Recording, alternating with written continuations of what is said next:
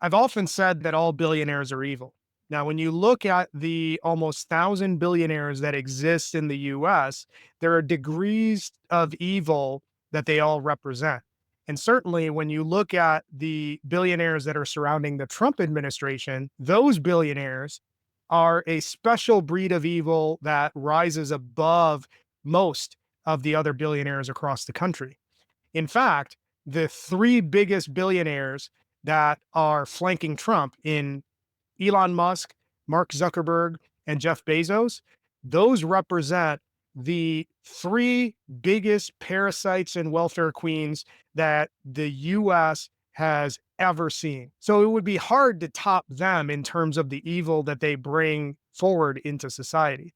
But I might have a contender. Now, when you think about all the billionaires that exist in the US, very few of them have done anything to lift a finger to those who have been impacted by all sorts of natural disasters. You didn't see them running to the front when the Southeast got decimated by the hurricane last year. And you certainly don't see any of them rushing to the forefront to help those in California who have been ravaged by the fire. But there's one particular billionaire that I want everybody to pay attention to. And those billionaires are Stewart and Lynda Resnick.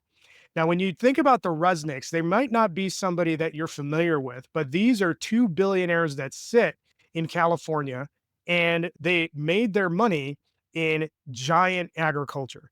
They are behind the wonderful Pistachios brand, Palm brand, Fiji, and a number of other companies.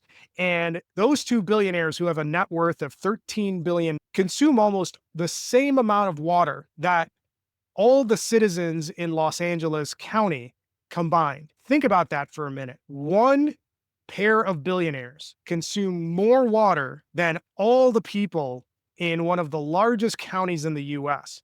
That is staggering. What is even more interesting about these two billionaires is how they built their bottled water empire.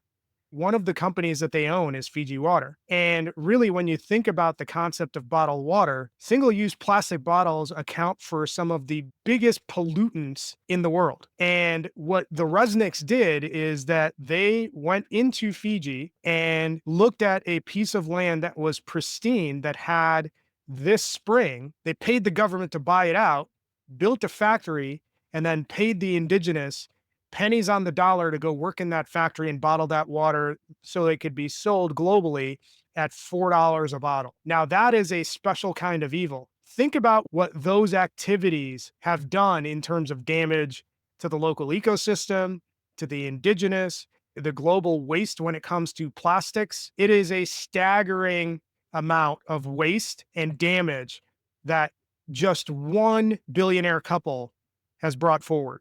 And that's before you look at their agricultural empire. Pistachios and pomegranates consume a massive amount of water, and they're based out of California, and they are consuming more water than an entire county to feed their agricultural business. And this is before we start even looking at what potentially they might have in terms of employees working the fields. For all the talk that this administration has about getting rid of migrants and executing the largest mass deportation exercise in the history of the US, they are going after the victims of American foreign policy actions.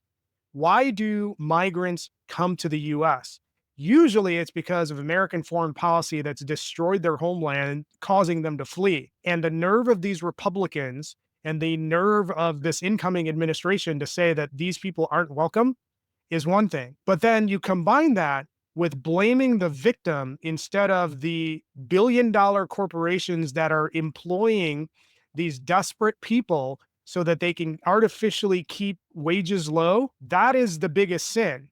This is yet another example of billionaires being completely evil and getting away with literal theft from everybody in the US.